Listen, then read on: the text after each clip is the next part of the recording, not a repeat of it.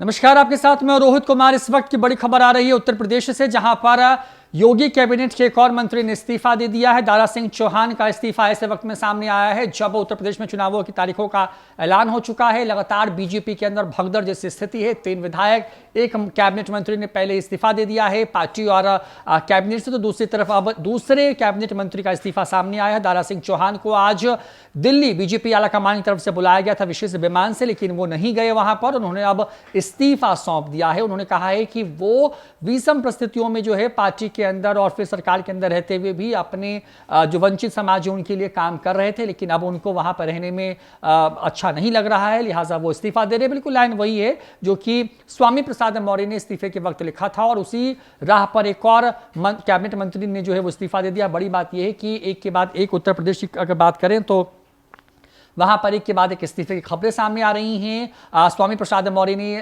पहले ही TV interview में कहा कि 14 तारीख तक वो बीजेपी को पूरी तरीके से तहस नहस कर देंगे। बीजेपी वहां पर सबसे बड़ी पार्टी के तौर पर भी है और सबसे आगे जो तमाम चुनावी सर्वे हैं उसमें नजर आ रही है। लड़ाई उनकी सीधे तौर पर अखिलेश यादव के साथ है। ऐसे में जिस तरीके से एक के बाद एक योगी कैबिनेट के मंत्री इस्तीफा दे रहे हैं, उससे कई तरह के सवाल खड़े हो रहे हैं। बड़ी बात यह कि उत्तर प्रदेश के 403 विधानसभा सीटों पर 7 चरणों में चुनाव होने वाले, और चुनावों से पहले 15 तारीख तक के लिए, यानी कि 15 जनवरी तक के लिए तमाम तरह की चुनावी जनसभाओं, रैलियों, रोड शोज पर रोक है। तो उस बीच में पार्टी के अंदर ही भगदड़ जैसी स्थिति है, और ये सब कुछ हुआ है तब जब योगी आदित्यनाथ की अगुवाई में 2 दिन पहले बीजेपी दफ्तर में वहां पर एक उच्च स्तरीय बैठक हुई, जिसमें यह तय हुआ कि किनको किनको टिकट मिलने वाला है, किन के नामों पर चर्चा इस बात को लेकर के उनका टिकट कट सकता है। और ऐसे में एक के बाद एक नाम सामने आ रहे हैं जो कि लगातार इस्तीफा दे रहे हैं।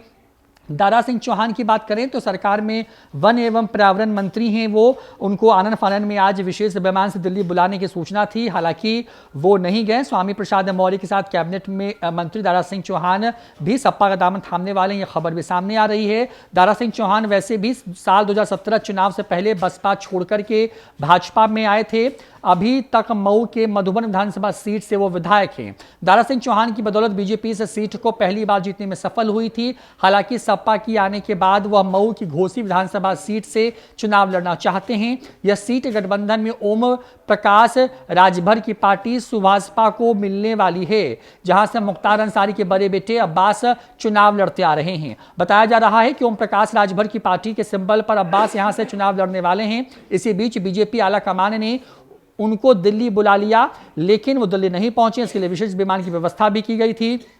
दरअसल दारा सिंह चौहान जिस समाज से आते हैं उसके वो बड़े नेता के तौर पर जाने जाते हैं। उनका असर मऊ समेत 20 जिलों में है। ऐसे में बीजेपी को उनके किसी भी स्थिति में नहीं छोड़ना चाहती। अगर वो जाते हैं तो इसका सीधा असर बीजेपी के वोट बैंक पर होगा। लखनऊ में योगी कैबिनेट से इस्तीफा देने वाले स्वामी प्रसाद मौर्य ने एक बड़ा बयान दिया था। उसके बाद इस्तीफे के बाद लगातार जो है वापसी की चर्चा भी हो रही थी, लेकिन जो है उनके आवास पर उन्होंने कहा कि कमान से तीर निकल चुका है और अब घर वापसी संभव नहीं है। उन्होंने कहा कि उन्हें पश्चिम में उम्मीद के मुताबिक उम्मीदवार नहीं मिल रहे हैं। अभी भी मंथन चल रहा है। उम्मीदवारों के चयन को लेकर के हरियाणा के नेताओं को भेजा गया है। टिकट की दावेदारी में ज्यादातर ब्राह्मण सामने आ रहे हैं।